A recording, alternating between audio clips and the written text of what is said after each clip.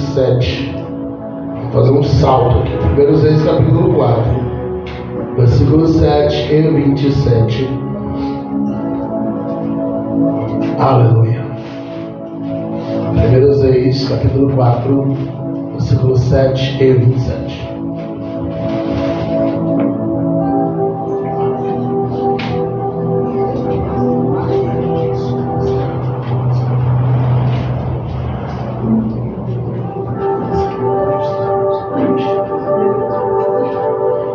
Aleluia. Aleluia. 1 Reis capítulo 4, versículo 7. Amém? Estou aqui.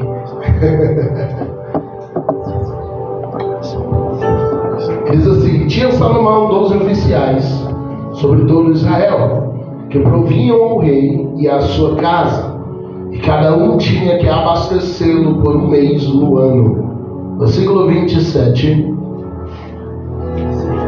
Proviam, pois, estes provedores, cada um do seu mês, ao rei Salomão, e a todos quantos se chegaram à mesa do rei Salomão. Coisa nenhuma deixavam faltar.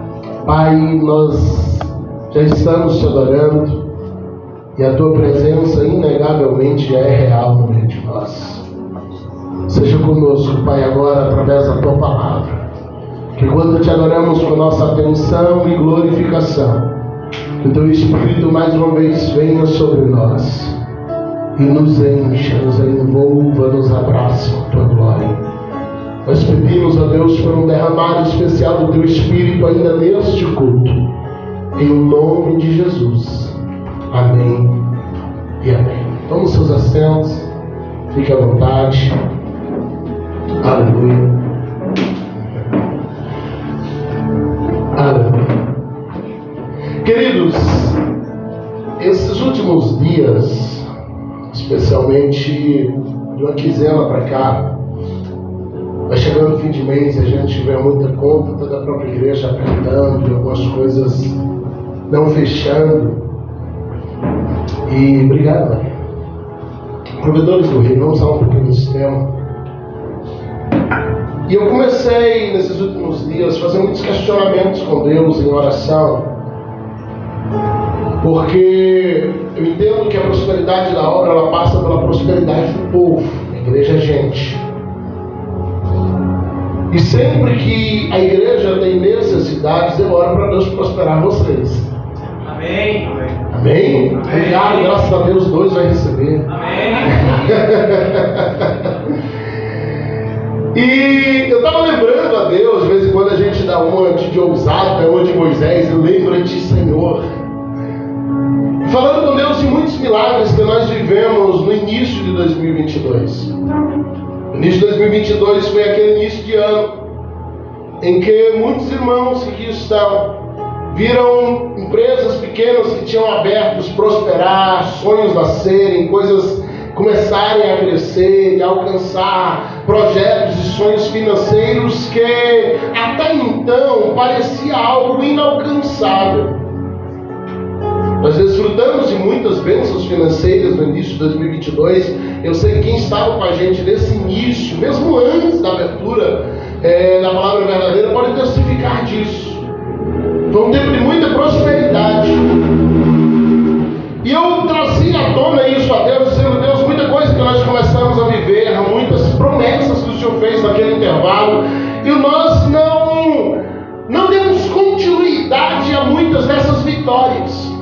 Muitas coisas até que alcançamos ali, perdemos ao longo do resto do ano. Parece que as coisas não viraram da forma como a gente estava indo, e de alguma maneira aquilo que a gente estava vivendo no primeiro semestre não acompanhou a gente no segundo semestre. E o Senhor me fez lembrar, especialmente desses últimos 2 dias, foram 2 ou 3 noites recentes aí que o sono resolveu. Ele esqueceu que ele tinha que me fazer companhia, né? E o Senhor me fez lembrar que nós entramos 2022 debaixo de uma palavra que nós ministramos no culto de primícias. E aquela mensagem falava justamente aí, comandante, aí, se tiver, pode pedir para desligar. O ventilador aí de trás. Por favor, logo no cantinho. Nós recebemos aquela palavra, vou desligar isso daí. Nós recebemos aquela palavra na primícia de 2022, falando sobre provedores ministeriais. Falando sobre sermos provedores. O Senhor me fez lembrar que debaixo daquela palavra, muitos que não eram semeadores passaram a ser. Muitos que não viviam uma realidade de semeadura, passaram a semear. E a consequência natural de uma semeadura foi grande colheita. A consequência natural de grandes semeaduras foram grandes colheitas. Acontece que a gente começou a semear, o Senhor começou a abençoar, e de repente a nossa fidelidade começa a ficar comprometida à medida que Deus vai dando mais. Porque é fácil tirar os R$10 para dizimar de 100, mas aí Deus começa a dar 1.000. Deus começa a dar 2.000, Deus começa a dar 5.000, Deus começa a dar 10.000, creio que dizer, agora ficou muito. A nossa mente não funciona. E aí eu reassistindo, hoje pela manhã eu fui assistir, tive até uma grata surpresa, ver que muitos irmãos que hoje são na palavra verdadeira estavam naquele culto. Eu congregava nem com a gente, estava naquele culto, e eu fiquei feliz, ouvindo alguns glórias, falei com minha esposa, falei, ouvindo hoje de manhã amanheci, resolvi assistir aquela mensagem, e eu falei com minha esposa, falei, tem uns aleluia aqui que eu conheço. E não congregava com a gente não, ela falou assim, eu acho que eles estavam lá. Aí até que a câmera virou, e estava tudo lá, eu falei, Jesus já estava sinalizando eles para estar com a gente, eles nem sabiam. E eu citei até naquele culto uma frase que o Yuri tinha falado no final de 21, e aí um dia com muita fé, o evangelista Yuri falou assim, olha, eu vou dar um dízimo um dia de 10.000. Você ainda lembra? Está de pé essa promessa? E a gente riu, a gente brincou, porque a gente falou assim, uau, vou dar um dízimo de 10.000. E eu até citei nessa mensagem e falei assim, o que ninguém ouviu, o que ninguém escutou, é que quando alguém diz um dia eu vou dar um dízimo de 10.000, imediatamente ele está profetizando, dizendo um dia eu vou receber 100.000. Amém. A gente só ouviu quanto ele falou que ia dar, a gente não ouve quanto isso está por trás de recebimento de Deus. E o nosso coração fecha imediatamente e diz, uau, mas um dia você vai dar um dízimo de 10.000, e a gente não entendeu que o que estava sendo profetizado era um dia eu vou receber 100.000. E às vezes o nosso coração tem tanta dificuldade com isso, que a gente pega tanto nos 10% que a gente esquece dos 90%, né? Que Deus está nos provendo, e às vezes de situações que não era nem realidade para a gente. E enquanto eu orava, e o Senhor me fazia lembrar de que muitas dos milagres que nós vivemos no início daquele ano foi com base no que nós passamos a ter atitude a partir daquela palavra. Eu falei, Senhor, o que faço quando nós já esquecemos a mensagem, quando nós deixamos de viver a mensagem? E o Senhor diz, prega de novo. Fala de novo. Porque às vezes a gente precisa ser lembrado de uma velha profecia quando a gente está orando por uma nova. Tem muita gente que está orando dizendo, Deus, fala comigo. Deus, usa um profeta. Deus, fala algo novo. E o Senhor está dizendo, lembra do que eu já falei. Deus, usa alguém para dizer comigo hoje. Deus está dizendo, você só precisa lembrar do que eu falei ontem, do que eu falei há um ano atrás, do que eu falei há 2 anos atrás. Porque independentemente da circunstância que você está vivendo hoje, recebe essa palavra em seu coração. Todas as promessas de Deus para a tua vida ainda permanecem de pé. Aleluia! Aleluia! E o Senhor me deu essa direção dizendo, prega novamente. Fala novamente sobre o que nos fez viver milagres naquele ano. E hoje de manhã eu acordei, debaixo dessa palavra no meu coração, eu falei, vou assistir a mensagem, vou relembrar algumas coisas. E meu Deus, que culto gostoso foi aquele, e a gente vai viver muito mais hoje aqui, em nome de Jesus. E a gente lê um texto aqui de 1 Reis, falando do reinado de Salomão, porque Salomão ele começa o seu reinado debaixo de uma oração, e ele ora dizendo, Deus, me dá sabedoria. A Bíblia diz que o Senhor aparece a Salomão, dizendo, Salomão, pede o que você quiser, E era normal os reis dizer: olha, destrói todos os meus inimigos. Olha, me dá paz no reinado, me dá riqueza. O Salomão diz: me dá sabedoria. Imagina você assumir o trono no lugar do Davi. O Salomão, menino, era o caçula da casa, inexperiente, tinha de tudo para dar errado. Então Deus agora vai olhar o coração do Salomão e ver o que o Salomão está pedindo ali no capítulo 3 de 1 Reis. E aquilo não é aleatório, porque se você chegar lá na frente, você vai ver ele dizer que todos os dias o pai dele ensinava a ele, dizendo: meu filho, de todas as coisas, clame a Deus por sabedoria. Então o que Salomão está vivendo é uma semente que o Davi plantou. E agora o Salomão pede sabedoria, e quando ele pede sabedoria, Deus dá riqueza, Deus dá paz, Deus dá prosperidade a Salomão. E aí Salomão começa agora a entender que, assim como a sabedoria que ele tem agora veio de Deus, não é fruto de inteligência humana, ele percebe que a riqueza que ele tem também é o Senhor que lhe está dando. Ele percebe que a prosperidade que ele tem é o Senhor que está dando. O Salomão, ele consegue entender o que ele carregava, a identidade de unção de sabedoria que ele estava carregando sobre si. Deus já havia feito algo semelhante lá atrás, quando ungiu a mente de um jovem chamado Bezalel, que Moisés viu a visão, e Moisés de Deus diz: Moisés, faz o tabernáculo do jeito que eu te mandei. E aí Moisés diz: Senhor, quem é que vai construir e acertar, fazer uma cópia do que eu vi no céu? O Senhor diz: Moisés, eu enchi Bezalel de uma unção de sabedoria, e tudo que você falar para ele, imediatamente ele vai entender e vai fazer igual. E quando o tabernáculo se conclui, a Bíblia diz: era exatamente igual ao modelo que Moisés viu na visão. Aquela unção de sabedoria que fez Bezalel viver o sobrenatural, Deus agora está dando uma porção muito maior a Salomão. E o Salomão entende que aquilo é a unção que Deus está dando. E quando ele entende a unção que ele recebeu, quando ele entende o que ele está carregando, quando ele entende daquilo que ele tem, o Salomão vai fazer algo agora que é inimaginável, porque junto com a sabedoria Deus já lhe deu riqueza, junto com a sabedoria Deus já lhe fez próspero. Aí ele agora chama os seus súditos e ele propõe uma loucura. Nós lemos isso no versículo 7.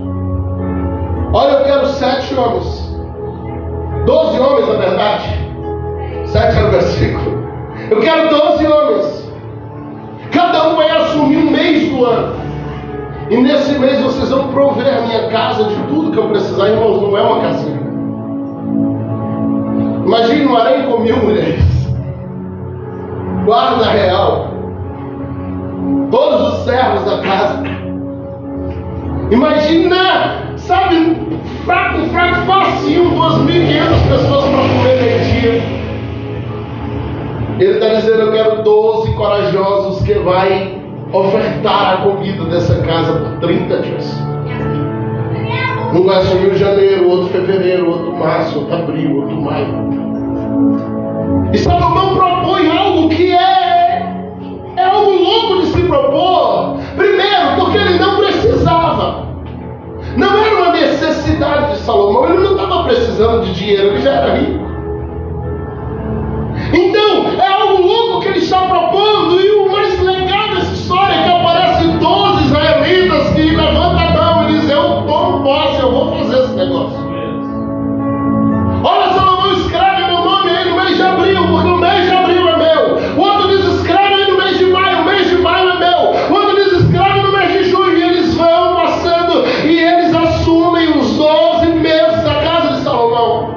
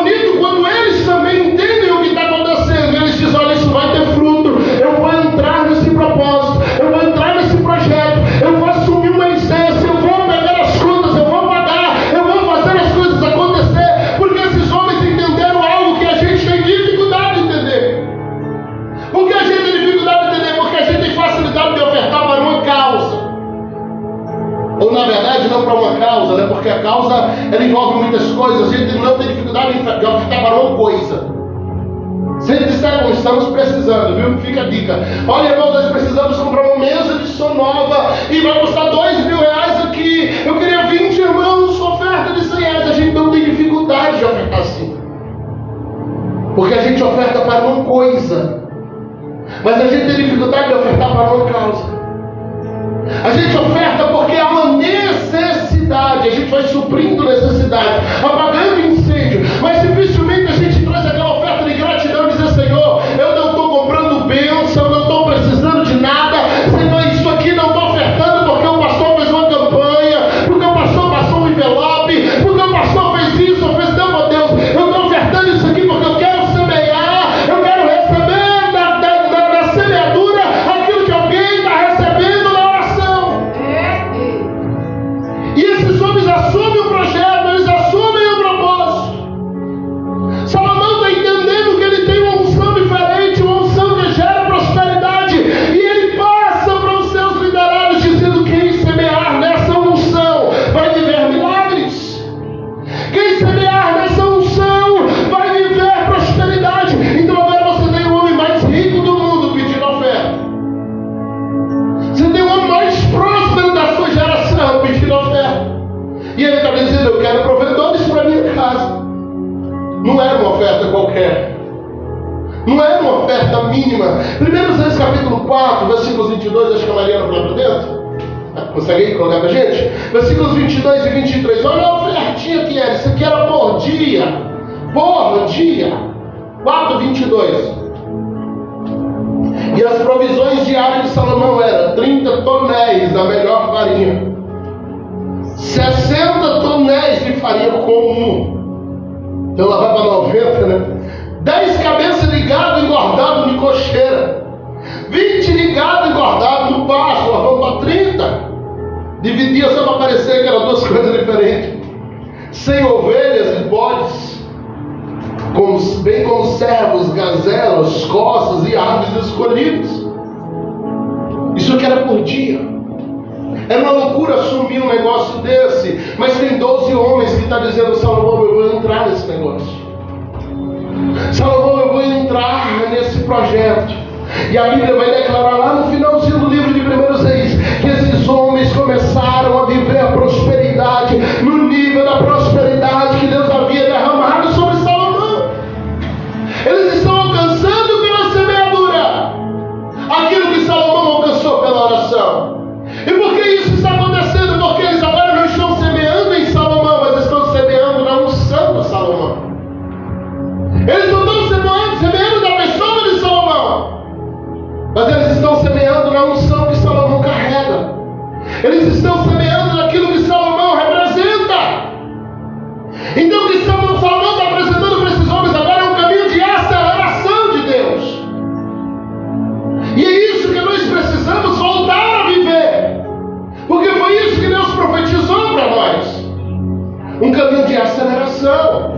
E o que é a aceleração de Deus, pastor? É eu começar a viver coisas que demorariam 10 anos para se cumprir. Eu começar a viver em 6 meses.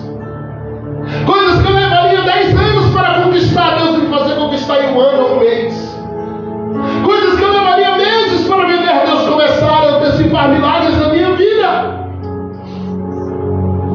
Entendo o que está sendo ensinado pelo sábio Salomão nesse texto. Quando eu respeito, reconheço, respeito e honro a unção que alguém carrega, quando eu semeio nessa unção, não na pessoa, mas na unção dela, eu acabei de encontrar uma fonte de aceleração para milagres. Lembra daquela mulher que estava lá, precisando falar com Eliseu, a viúva, o azeite havia acabado. E ela diz: meu marido, quando morreu, era filho de profeta. Ela está dizendo: ele é honrado, o Senhor, porque os filhos de profeta eram aqueles que andavam grudados no profeta, discípulo do profeta, que aprendia com o profeta. O Eliseu agora pega essa mulher e coloca debaixo de uma palavra de aceleração. Ele diz: entra na tua casa, fecha a porta. Ela pega uma botijinha de azeite. E a Bíblia diz que ela toma muitos vasos, e ela começa agora a encher os vasos com aquele azeite. Irmãos, o que aquela mulher viveu ali levaria 10 anos para acontecer. Porque levaria 10 anos para plantar um olival, esperar ele crescer, amadurecer, dar a oliveira, dar azeitonas boas, poder extrair, poder espremer. Nem tudo era aproveitável, era em torno de 10 anos para ter o que ela teve. Deus fez ela fechar uma porta e viver um processo de aceleração, onde 10 anos de milagres se passam em alguns minutos na casa daquela mulher. A gente precisa orar pela coisa certa e dizer: Deus, eu quero entrar na tua aceleração. Porque às vezes a gente começa a orar dizendo: Deus, me dá um carro velho, Deus, me dá a casa velha, Deus, me dá alguma coisa, Deus, me ajuda na minha necessidade. Aí Deus começa a ajudar, Ele viu a cesta básica, Ele começa a te ajudar com coisas.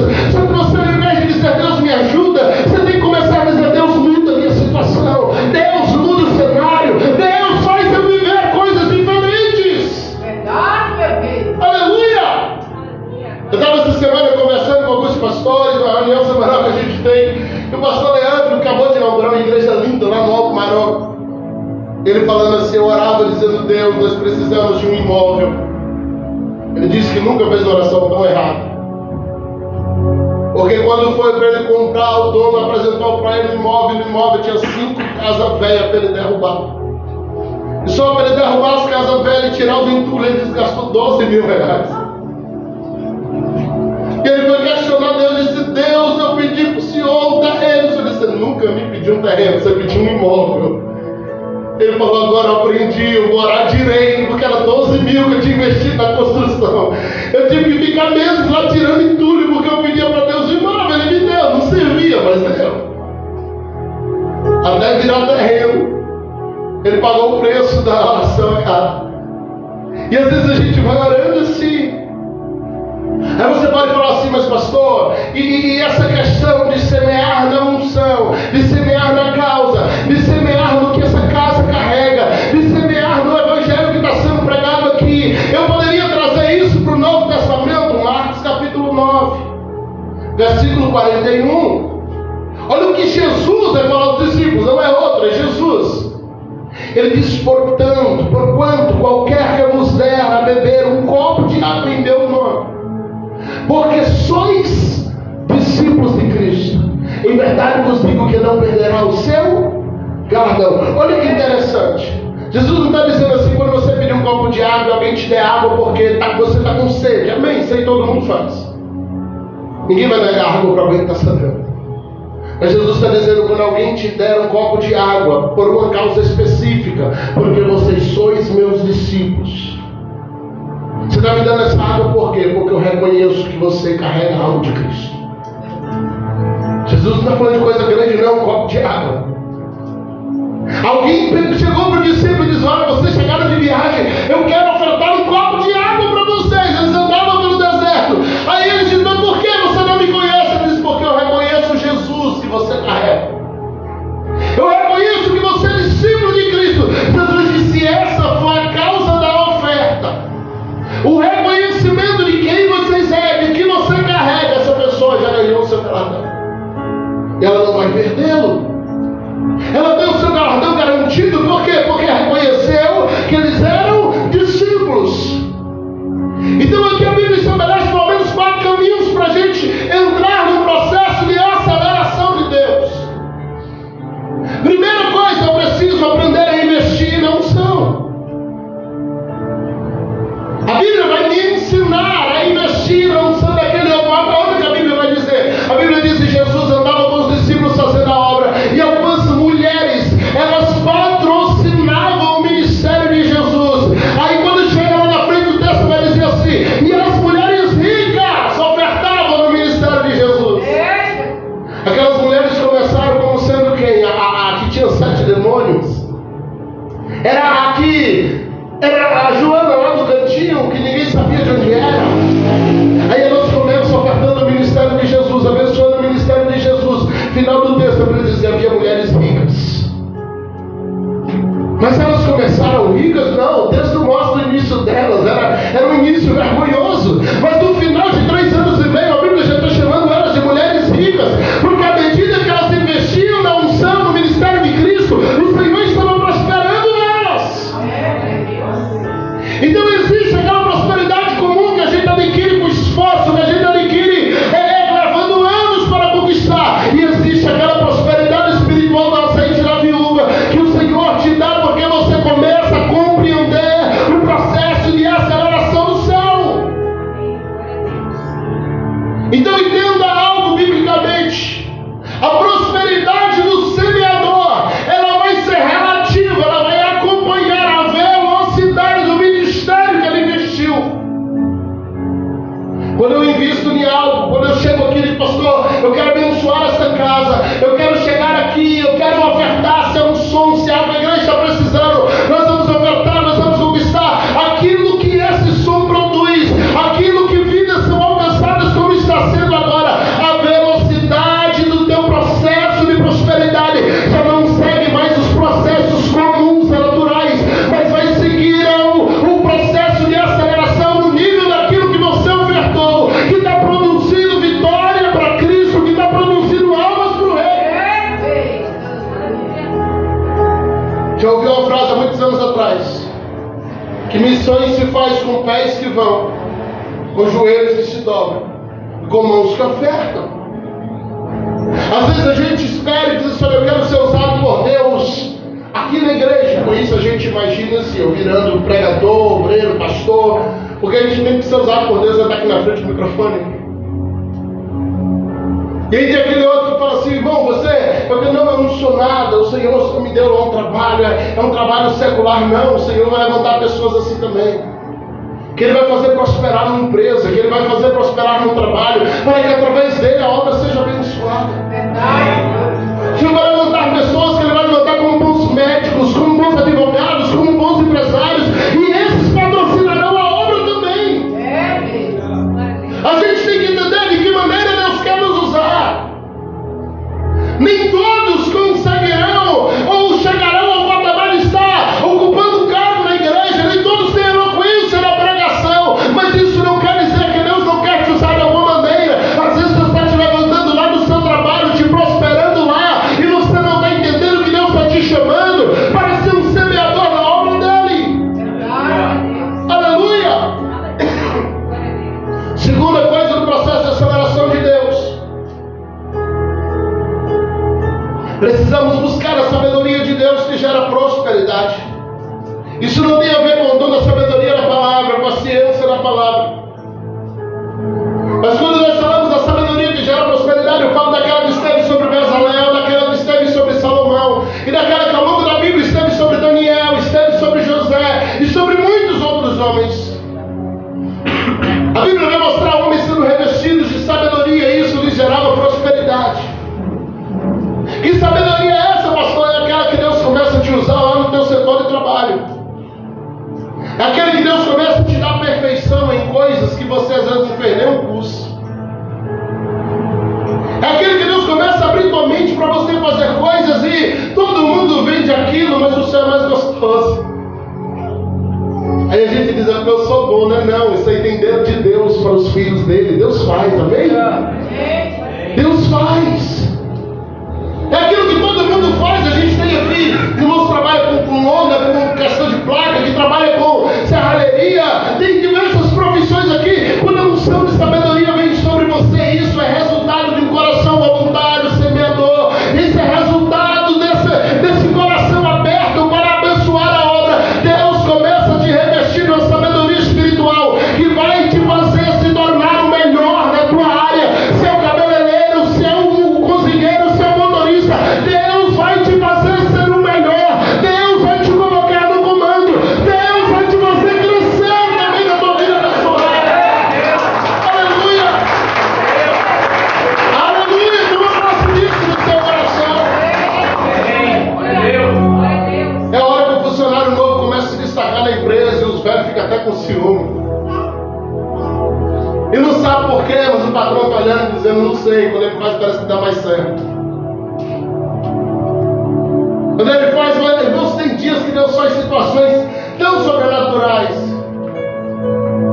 que até ele limpar o trânsito para você chegar antes, ele faz. Ele é capaz de fazer coisas tão sobrenaturais quando ele quer abençoar alguém. Olha tudo que Deus criou para abençoar o José.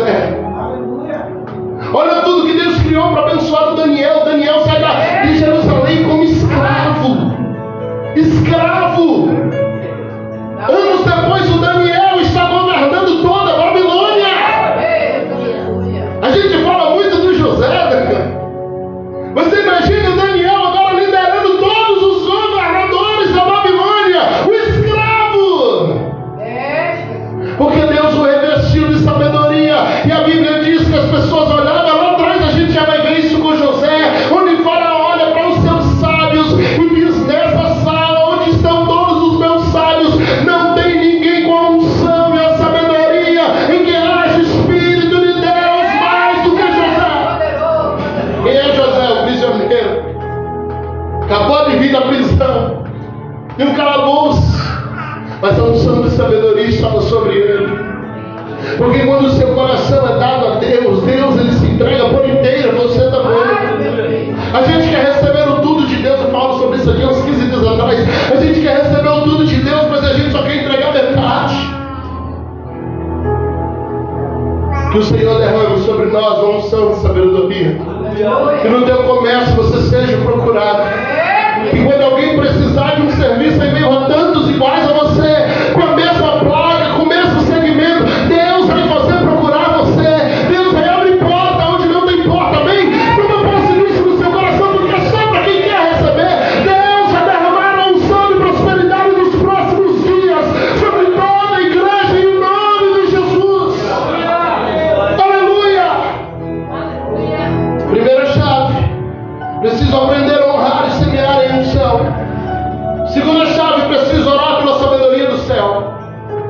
Terceira chave: preciso aprender que Deus só dá semente para quem semeia. Em todos os setores da nossa vida, a gente faz investimento para receber depois. Você planta lá, quem tem a terrinha no quintal e tem coragem, vai lá e planta aquela hortinha. Você planta hoje, fica regando na expectativa de que mês que vem você coma coentro. Mas quando se trata de Deus, a gente quer barganhar no contrário. A gente diz: Deus, se o Senhor não me der tal bênção, eu vou ofertar tanto na tua obra. Só que a colheita não acontece antes da semeadura. Deus, se o Senhor me abençoar nessa área, eu vou fazer isso aqui. Você tem irmãos barganhando até evangelismo. Olha, Deus, se o Senhor me der essa vitória, eu vou evangelizar. Meu filho, você precisa disso, nem que seja no fundo de uma prisão. Tu tem que ganhar alma. Não dá para pôr isso na tua barganha. 2 Coríntios capítulo 9, versículos 10 e 11. 2 Coríntios 9, 10 e 11. Hoje é culto de ceia. A gente vai passar um pouquinho, mas já nós estamos finalizando. Ora, aquele que dá semente ao que semeia. Dá semente a quem? Dá semente a quem? Ao que semeia. Então o Senhor agora não está dando só colheita, Ele está dando mais semente. Também vos é pão para comer. E multiplica a vossa sementeira, Ele vai dar mais semente. E aumente os frutos da vossa justiça, para que em tudo enriqueçais para toda a beneficência. Meu Deus, a qual faz que por nós, olha esse final, por favor, deixa mais alguns segundos aqui.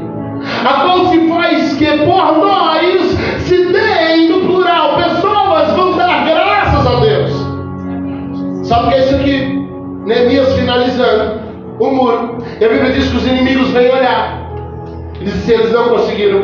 Ainda que uma raposa bata, a Bíblia diz que disseram isso. Ainda que uma raposa bata, o muro cai, porque eles não sabem fazer.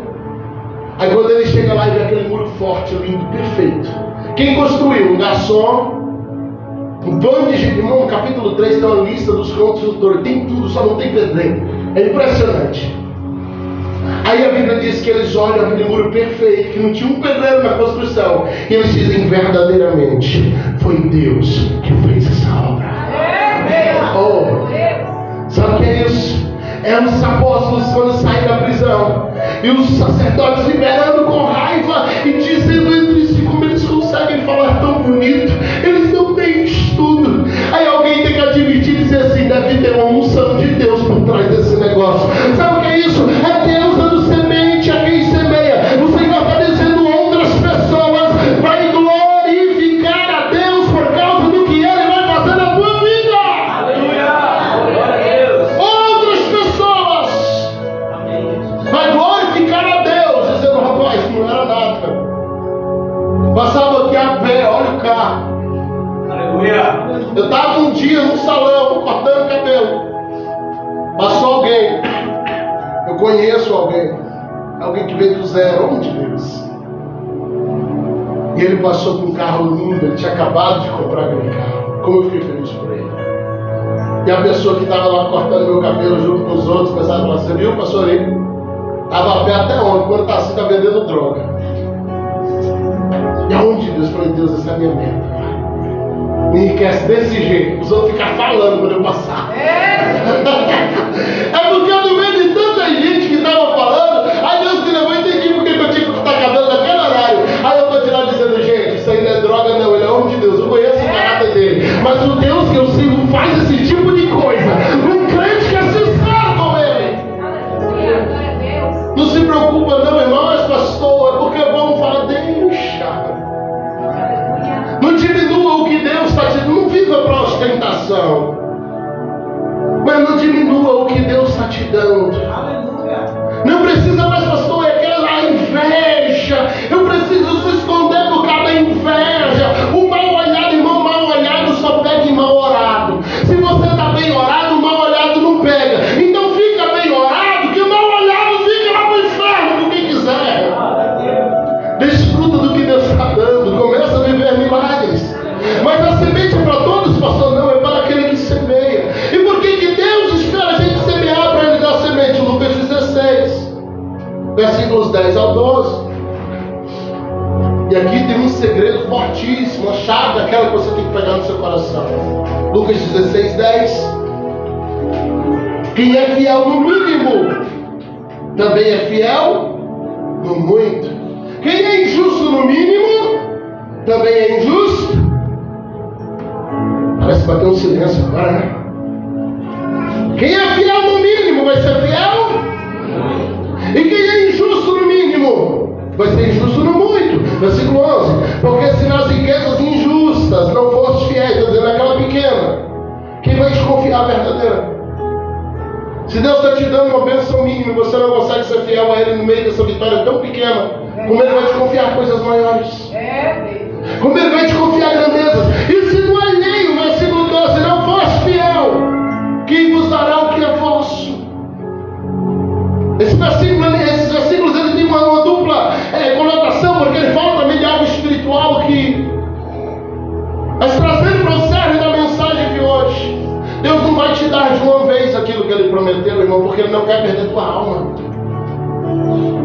Então Ele vai te dando por etapa, e aí entra o processo. Pastor, Deus liberou a palavra que minha empresa lá ia entrar 10 mil por mês, pastor. Minha empresa ia entrar 20 mil por mês, você esse mês que eu abri. O Senhor já disse que vai se tornar uma grande empresa. O Senhor vai fazer isso de uma vez? Não, Ele vai te dando por etapa, porque Ele vai vendo até onde Ele pode ir com o teu coração. E toda vez que chegar no limite que Ele vê que Ele vai te perder, Ele vai retirar algumas coisas. A gente fala assim, eu estou na aprovação, estou na luta, Deus está me provando. Não, Deus está te amando. Porque às vezes Ele precisa tirar para não te perder. Às vezes Ele precisa retirar algumas bênçãos para que Ele não perca você. Porque às vezes por causa da bênção a gente se afasta do abençoador. Aí o Senhor está dizendo, se você for fiel no pouco, você vai ser fiel no muito. Mas se você já está sendo infiel no pouco, meu irmão, Deus não vai te confiar o muito. Se você não consegue ser fiel no seu estado de agora, Deus não pode te confiar coisas maiores. Aleluia! 2 Coríntios 9, 8. A Bíblia vai dizer que para aquele que semeia, Deus promete dar além da necessidade. 2 Coríntios 9, 8 vai dizer assim, Deus é poderoso para fazer abundar em vós toda a graça, a fim de que tendo sempre em tudo toda a suficiência, abundeis em toda boa obra. Agora olha os detalhes aqui. Primeiro, você vai ter a suficiência. Isso aqui é o que você precisa. Agora Ele está dizendo, além do que você precisa, Ele vai te fazer abundar também nos seus desejos, nos seus sonhos, nos seus projetos. Ele vai te fazer colher muito além do que você precisa. Aleluia! Aleluia! Quarta chave para a gente parar. Pare de comer semente. Eclesiastes, de número 11, verso 4. Eclesiastes 11, verso 4. Depois a gente lê o verso 6. Verso 4. Quem observa o vento nunca semeará, e o que olha para as nuvens nunca semeará ou colherá. Pastor, não, eu não estou semeando esse mês, é porque assim, a situação do país diz que eu devo agora me preparar, e você fica olhando o vento. A Bíblia está dizendo, você nunca semeia, mas também nunca cega. Não, pastor, não estou podendo semear agora porque as circunstâncias. E nós estamos esquecendo de onde é que nós semeamos. E o Deus que é poderoso para fazer infinitamente mais, dá semente àquele que semeia. Versículo 6, verso 6. Pela manhã semeia a tua semente, à tarde não retire tua mão, porque tu não sabe qual prosperará, se esta ou aquela, ou se ambas igualmente serão boas. Ele está dizendo, continua semeando, vai semeando, uma hora alguma coisa prospera. Aleluia! Enquanto nós estivermos olhando as circunstâncias naturais, nós não vamos viver sobrenatural, queridos. Enquanto estivermos olhando apenas as circunstâncias humanas, nós não teremos colheitas do céu. Segundo os Coríntios, capítulo 5, versículo 7, o apóstolo Paulo ele vai dizer que nós devemos andar por fé e não por vista. Verdade, meu Deus. Eu prego muito pouco sobre a fé. Quem congrega comigo sabe disso, você que está vindo a primeira vez nessa suja. Os irmãos até me cobram dizendo, pastor, passa anos sem pregar sobre a fé. Mas quando eu falo sobre esse tema, eu gosto de trazer muitos textos. Porque infelizmente a gente vive num cenário brasileiro onde levantou-se muitos mercenários. Quando alguém fala de oferta, a gente pensa logo a ver mais um mercador da fé. Acontece que a oferta é bíblica. Verdade. E não é porque um ou dois se corromperam e estão extorquindo o povo que a gente precisa parar de semear o que a Bíblia nos ensina. Porque a oferta no molde bíblico traz colheita no molde bíblico. Quando nós começamos a andar por fé, entendendo a fé, parando de olhar a vista, parando de olhar a circunstância, parando de olhar essa geografia, nós vamos viver milagres. Ou a gente acredita e semeia agora, ou a gente nunca vai entender o que viria depois. Aí a gente fica o ano todo no carrossel que o diabo faz para entender a mente do cristão. Ele gira, se diverte. Quando o carrossel vai me ligar, o capeta vai lá e junta o rapazinho, paga outra ficha para o carrossel ficar girando. Você diz aqui é legal, pastor. O problema do carrossel é que apesar de divertido, ele não te leva para lugar nenhum. Você não avança. O Senhor hoje quer nos tirar desse carrossel financeiro que muitos estão vivendo. Porque não deixou o seu coração talvez se abrir e entender o poder da semente. O Senhor está dizendo, semeia do jeito que está. Pastor, está tudo nublado. O Senhor está dizendo, semeia. Pastor, está tudo enigrecido, semeia. Faz do jeito que está. Vai do jeito que está. Porque Deus é que dá garantido a colheita. Aleluia. Aleluia. O desejo dele é nos dar infinitamente mais. Verdade, Pai. Mas para isso hoje o Senhor nos convida a se levantar como provedores daqueles que disseram para Salomão, eu vou prover. Eu vou prover. No meio de toda circunstância eu vou ser o provedor. Gente que vai investir na unção de quem tem unção. Gente que vai investir na unção para receber sabedoria. Gente que por causa da sabedoria vai receber uma porção dobrada de semente. Que não vai comer a semente. Porque quando você come a semente, ela é só uma semente. Mas pega 4 grãos de feijão e enterra naquele areal que tem lá no fundo do teu quintal. Rega ele direitinho, vai crescer um pé só. Mas a Bíblia diz, o mínimo é a 30, 60 e 100 por ano. Porque toda semente plantada, ela nunca vai produzir um único fruto. Ela sempre vai produzir a 30, a 60 e 100 por ano.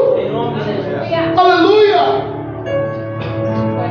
Pastor, mas eu estou abençoado, amém. Nós ouvimos a palavra poderosa da pastora que agora recebe.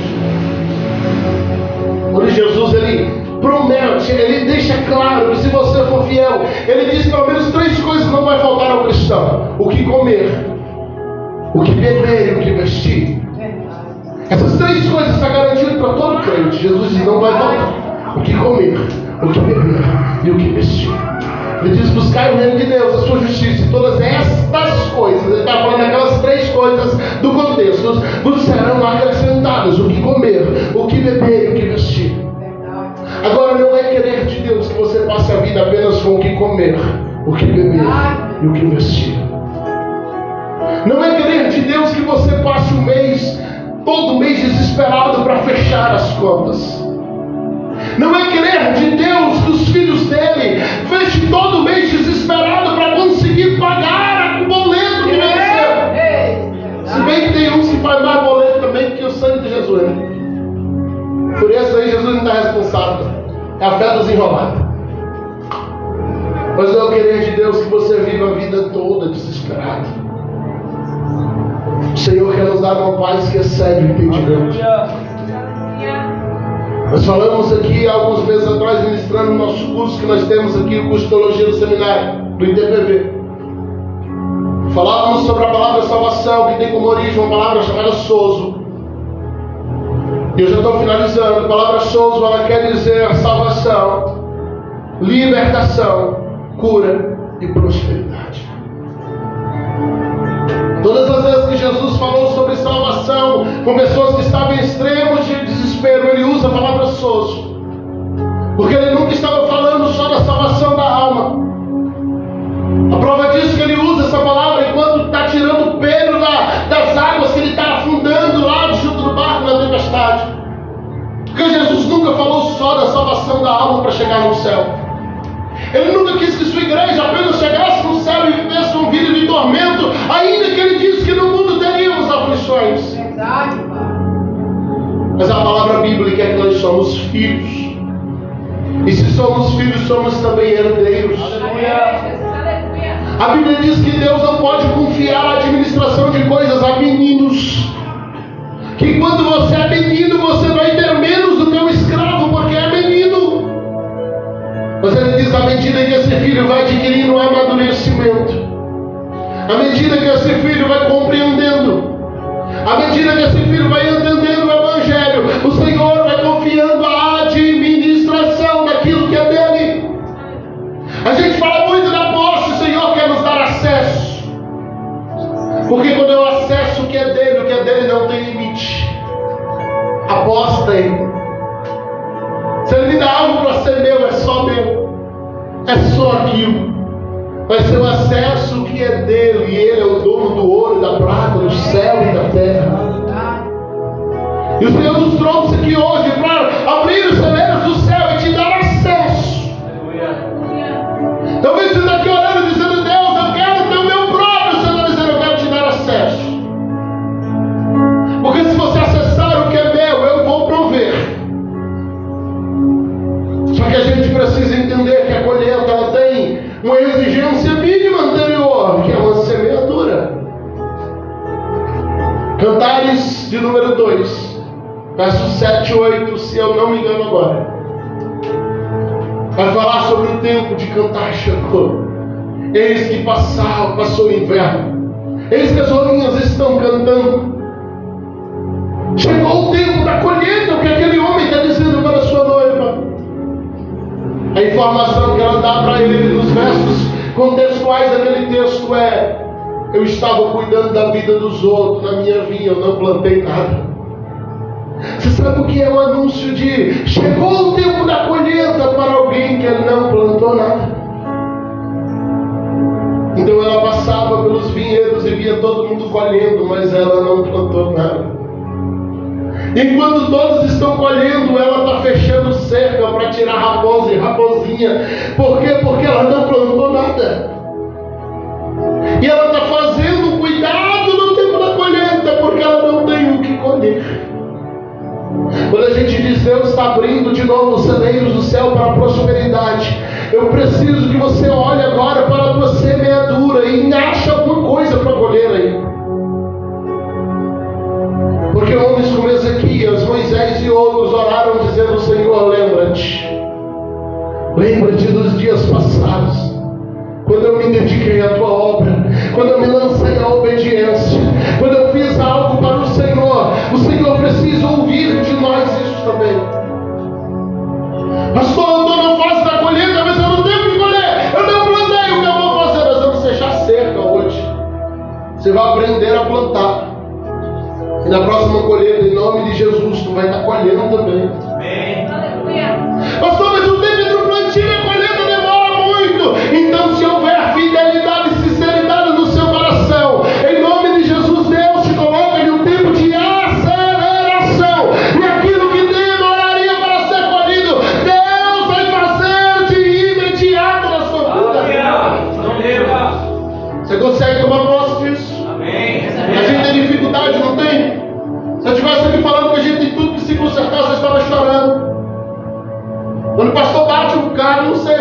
igreja gosta, mas quando você vai ter bens daqueles bichos.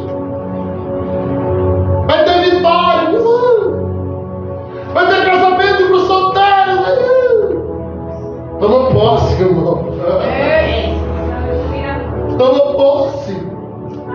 Eu estava vendo essa semana no status, mercadinho lá do irmão Jailton.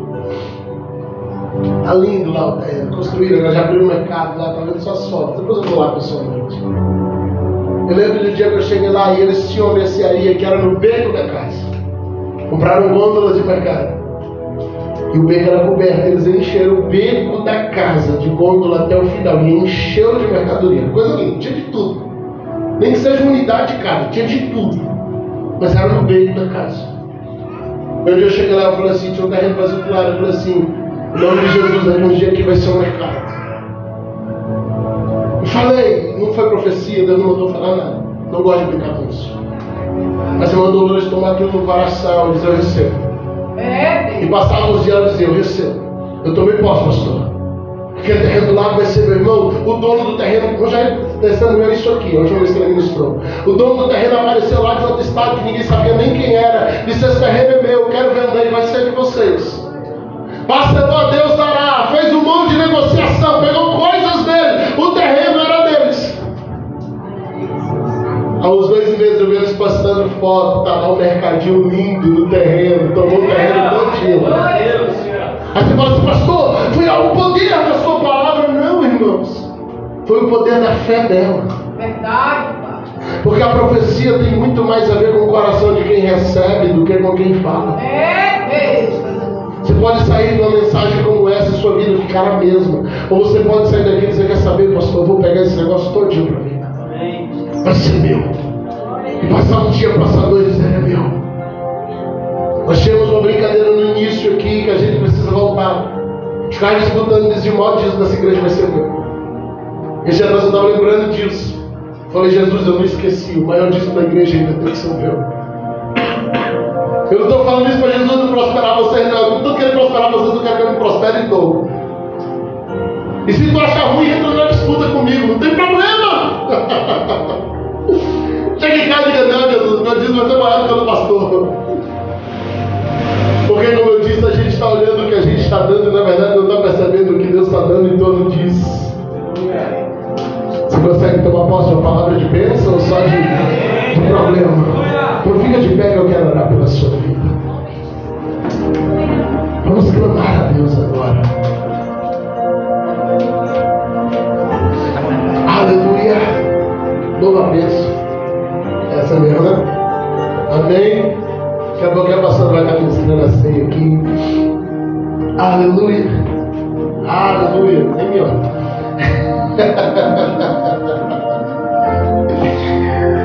Você consegue tomar posse do seu coração? Minhas palavras é só palavras de alguém. Mas todos os textos que nós lemos aqui é a palavra de Deus. Eu quero que você tome posse de cada versículo que a gente leu aqui atrás. Você diga, Deus, eu vou viver isso. Talvez você está afundado em dívidas. Se tiver alguém aqui assim, quiser sair do seu lugar, fazer uma gozada, vir aqui na frente, eu quero orar por você. Pastor, eu estou todo embaralhado com a minha vida financeira. Você sabe a quantidade da sua necessidade. Aqui que vão pensar